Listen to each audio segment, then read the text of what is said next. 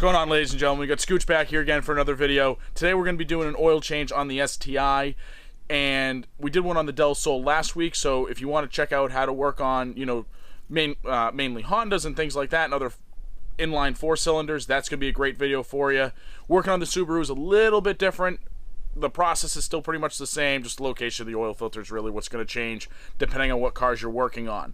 And in the future, what I'm actually going to be doing is a video on why I use the oil that I use and the filter that I use, but for today, we're just going to be focusing on the oil change process itself, and really I just kind of want to jump right into that. But before I do, I want to explain something I didn't explain in last week's video, and I want to explain the importance of doing your oil changes, because so many people neglect them and put them off and don't bother to do them. I know I've been guilty of it in the past with my other cars and things like that, but it really is crucial that you do it during the manufacturer's recommended time frame. So if the manufacturer says do it every 10,000 miles, great. But the manufacturer says do it every 5,000 and you're doing it every 12,000 and your car burns oil on top of that, chances are you could run into some issues. And I make that statement because it's a true story and I know somebody that did that. Be sure to change your oil when the manufacturer recommends it. Now, I'm a little old-fashioned. I changed it every 3,000 miles on both of my cars.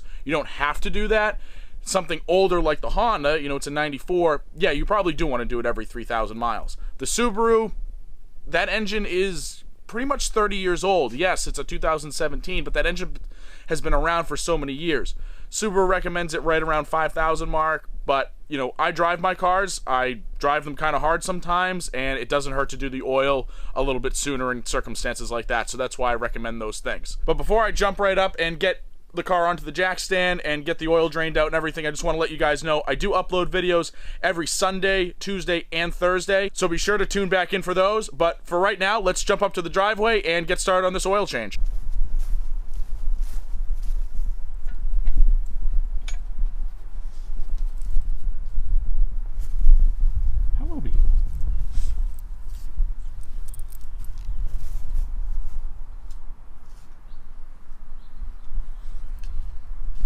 Alright, so as I had mentioned in the last video, I want to pop the hood. And you're going to want to loosen the oil cap, which is typically labeled.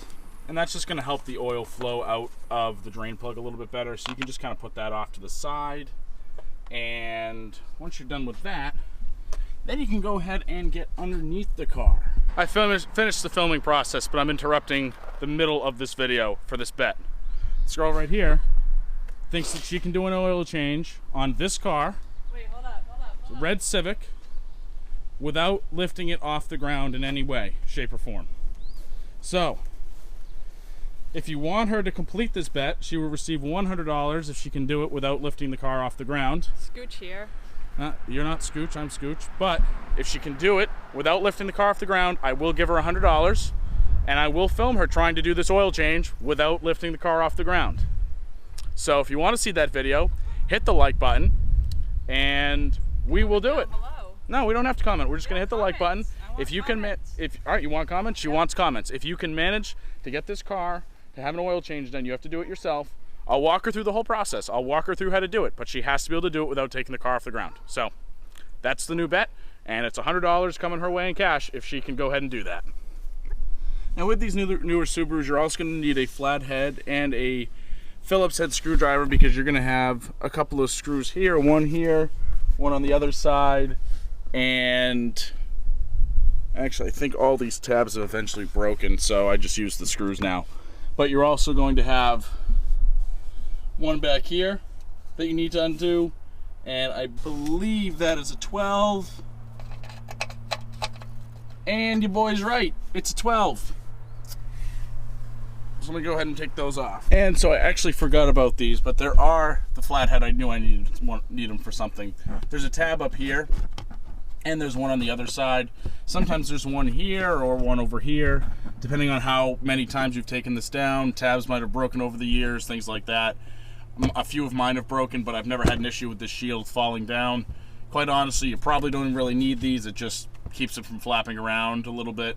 So that's where you need the flathead. So you want to take those off. And once you take those off, the shield should pretty much just drop right down. And I'm going to catch up with you on that in a second. So as you can see, now we have the shield off. We can kind of see everything underneath here. The filter, the header, the oil pan, all that good stuff. And what you're going to want to do is get your 17mm socket out. And that's going to take this drain plug off. And you're going to let that oil drain out. So we will do that right now. I do usually recommend putting some cardboard down. That helps to catch any of the excess oil that comes flying out of that oil pan or out of the filter. So let me just go ahead and push that under here now. And line that up and break it loose. Oh, didn't touch it. Now it's going to come out of mine a little quicker than probably anybody else's because this driveway is on a slant. So it does usually come out pretty quick. And give that a second, let it drain most of the fluid out of there as much as you can. You're never going to get all of it, but you do want to get as much as possible. And just kind of clean this drain plug off as best as you can. You're also going to want to make sure you take the crush washer off because we did get a new one of those. I always recommend putting a new one on. Some people reuse them, some people don't.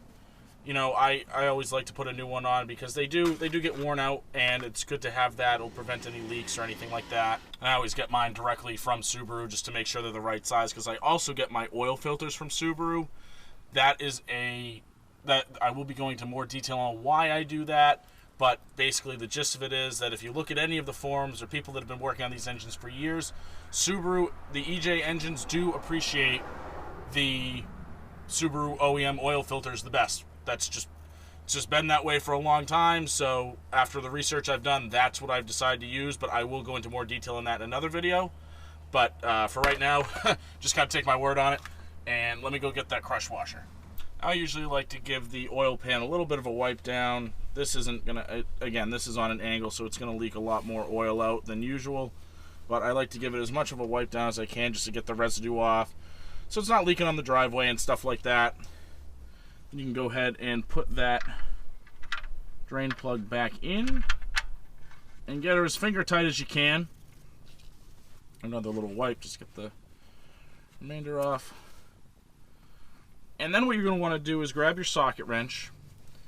And for those of you that do know, and for those of you that don't know, an oil pan is a very expensive fix. So make sure that you're not, torquing it down or anything like that. Just get it nice and snug. And by nice and snug, I just mean nice and snug. Don't, over tighten it or anything like that. Just get to the point where it's tight and it can be broken off pretty easily. Well, not too easily, but, easily enough. Then, we go ahead and move on to the oil filter.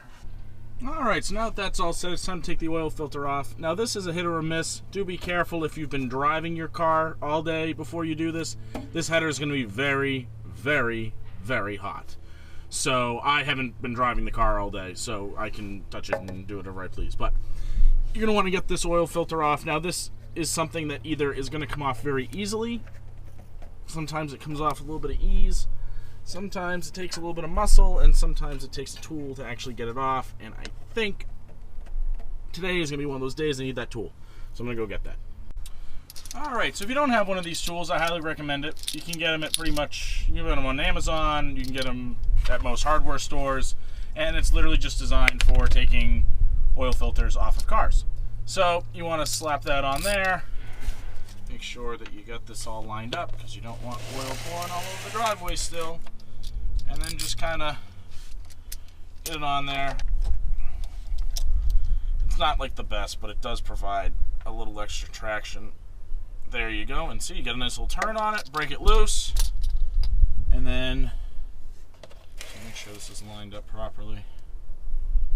You just kind of take it down, and it's going to pour all over your hands, but that's part of the fun of doing your own oil changes at home. And then just let it all happen. Just don't let it fall into the pan, or it's going to make a big mess. Now, thankfully, this oil is nice and cool, because again, I haven't been driving the car all day. If you've been driving the car all day, that oil is going to be pretty hot. That's why we got our little towel here. Wipe the hand off, and just let it all fall out. Give it a couple seconds, or give it a couple minutes. And then we can go ahead and put the new filter back on. Alright, so once you get your new filter, what I typically like to do is dip my finger in the new oil and give a nice little rub down to the new filter. To be completely honest with you, I don't know why people do this. I just know that I was taught by the people that have been working on cars much longer than me to do that, and I took their advice and I've been doing it ever since.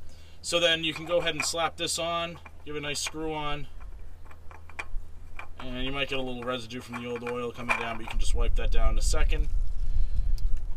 Make sure you get all that oil off. And just get this as tight as you can. You're not usually going to have too many issues with it. If your hands are a little slick like mine, find a towel, find some rubber gloves, whatever you can. Just make sure it's on there nice and snug. And it should be fine. It's not usually going to go anywhere. And then realistically, that's pretty much it. What you're going to want to do from here, and I'll show you, you're going to put the plastic cover back on the shield, and then we can go ahead and actually start putting oil into the car. Alright, so you've made it this far. Now it's time to actually put oil back into the car. So what you're going to want to do is get your funnel out. You don't need one, but it makes things a little bit easier. And just go ahead and stick it right in that oil filler right there. Now, one thing you all should know is that I am not a professional mechanic, but I do play one on TV. And according to my research and the amount of times I've filled this car up, Subaru recommends that you put in 4.5 quarts of oil. So that's what we're going to do, 4.5 quarts. So pretty much you just take this one. This one is what, 3.5? No, this is 4 quarts. Yeah, it's like 3 point, yeah, whatever it is. I don't know. Whatever it is. Just go ahead and pour that right in there. Now, I do use the Rotella T6 because these engines, like I mentioned earlier, have been around for so long. And you've got all the people out there that are going to say, you don't want to use that oil, or that's the best oil, or this is the best oil. Everybody's got an opinion. But this is what I've used since I bought the car, and I've never had a single issue with it. It's always run very, very well. And the way I kind of look at it is so many people recommend this oil for these cars, it comes to the point where it's like, you might as well use it. You know, I mean, like I said, these engines have been around for close to 30 years, and the EJ itself has pretty much been present in the United States since like 2002. And this is what people have come to the conclusion is the best oil. So it's like, why not just use it? Just listen to the forums, listen to what people are saying, and use it. And you'll be responsible with the car. You know, don't just think because you run T6 that you can go 15,000 miles without an oil change. That's not a good idea. You know, you got to still do it every 3,000 to 5,000 miles. Like I said, I do it every 3,000, and that's what works for me. But as I had mentioned earlier in the video, this will be a part of that video that I do in the future of why I use the oil that I use, why I use the filter that I use, everything like that. So we will get on this topic later, but for right now, I'm just going to fill it up. Now, if you're used to turbo cars, they do burn a little bit of oil, so if you put a little bit more than 4.5 in, it's not going to kill you. You know, it's never really been that much of an issue. It's going to eventually burn it anyway, so if you use just a little bit more, it's not a huge deal. But, you know, don't put 6 quarts in, you know what I mean? All right, so now what we're going to do is go ahead and check that. Now, the way I recommended doing it last time is the same way I'm going to recommend doing it this time. Make sure that this oil cap is on. Make sure that's slid around where it's supposed to be. And what you're going to want to do is start the car, let it run for like 5 to 6 seconds, and then shut it off just to let the oil kind of flow through, and then you can go ahead and check it.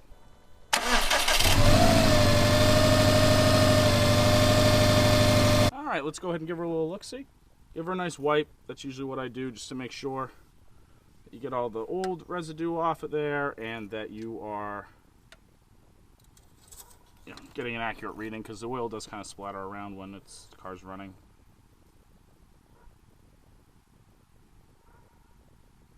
Tell you what, that's pretty much spot on. That's perfect. All right, nice. We got just the right amount in there, right on that line. So that worked out well. Doesn't always go that way. Sometimes you got to add a little more. Sometimes you're going to be a little over. Just, that's okay. If you're way over, then, you got another problem. But I want to thank everybody for watching the video today, and tune in next time because, like I said, I do upload videos every Sunday, Tuesday, and Thursday. So we've got some good content coming out soon. I've got some reviews coming up, and we got some good stuff coming up for the STI as well as the Del Sol. They both got a few modifications coming their way, so I'm pretty excited. And a couple other little surprises. So be sticking around for those, and let me know in the comments if you have any questions or anything like that. Happy to answer them. But yeah, other than that, like I said, change your oil every 3,000 miles or whatever the recommended maintenance is. Do your recommended maintenance. Your car's going to appreciate it, and it's going to run a lot longer than if you don't do the maintenance. So just be sure to keep up with that, and we will have more tutorials coming up in the future for just regular maintenance and everything like that to help you out and let you do some of your own work on your car instead of always having to take it to somebody. So see you in the next video, and scooch out.